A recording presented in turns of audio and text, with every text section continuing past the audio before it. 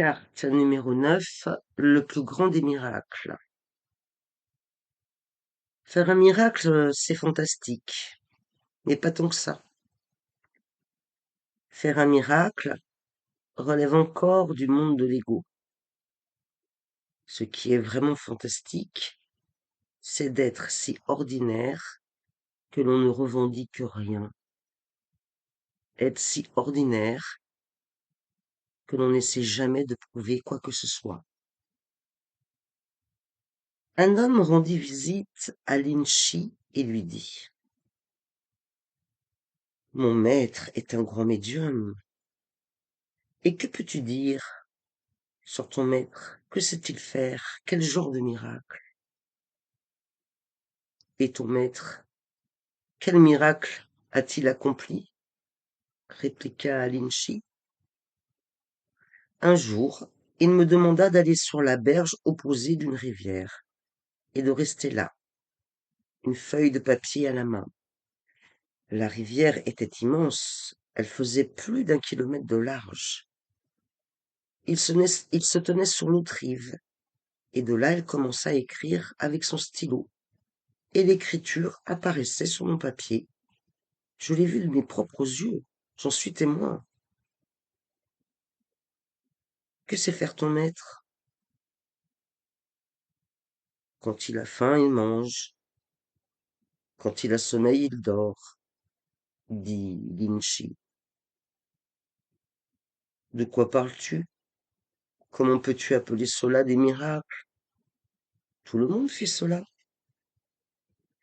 Personne ne le fait, répondit Lin Chi. En dormant, vous faites 1001 choses. Quand vous mangez, vous pensez à 1001 choses. Quand mon maître dort, il dort, sans remuer, ni se retourner, sans même rêver. À ce moment-là, rien d'autre n'existe que le sommeil. Et quand il a faim, il mange. Il est toujours exactement là où il est. À quoi sert-il d'écrire à distance d'une rive à l'autre de la rivière? C'est tout simplement stupide. Cela ne peut intéresser que des imbéciles. Quel en est l'intérêt? Quelqu'un alla voir Ramakrishna et lui dit: Mon maître est génial, il peut marcher sur l'eau. C'est idiot, répondit Ramakrishna. Je vais simplement chez le passeur, et pour juste 2 centimes, il m'emmène sur l'autre rive. Ton maître est un idiot. Rentre et fais-lui prendre conscience qu'il ne devrait pas gaspiller sa vie. C'est si facile. Mais le mental est toujours dans le désir. Il n'est que désir. Le désir que quelque chose se passe. Parfois, il se met à penser à l'argent, pour que vous ayez plus d'argent, de plus grandes maisons, plus de respectabilité, plus de pouvoir politique. Puis vous vous tournez vers la spiritualité, mais le mental reste le même.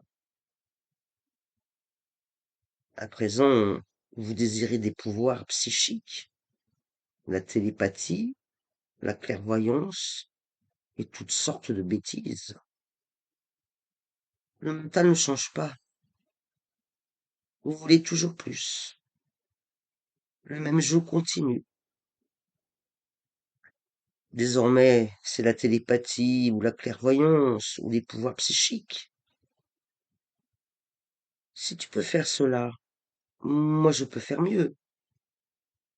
Je peux lire les pensées de ceux qui sont à des milliers de kilomètres. La vie est un miracle en soi, et l'ego n'est pas prêt à l'accepter. Il veut faire quelque chose de spécial, quelque chose que personne d'autre ne fait, quelque chose d'extraordinaire.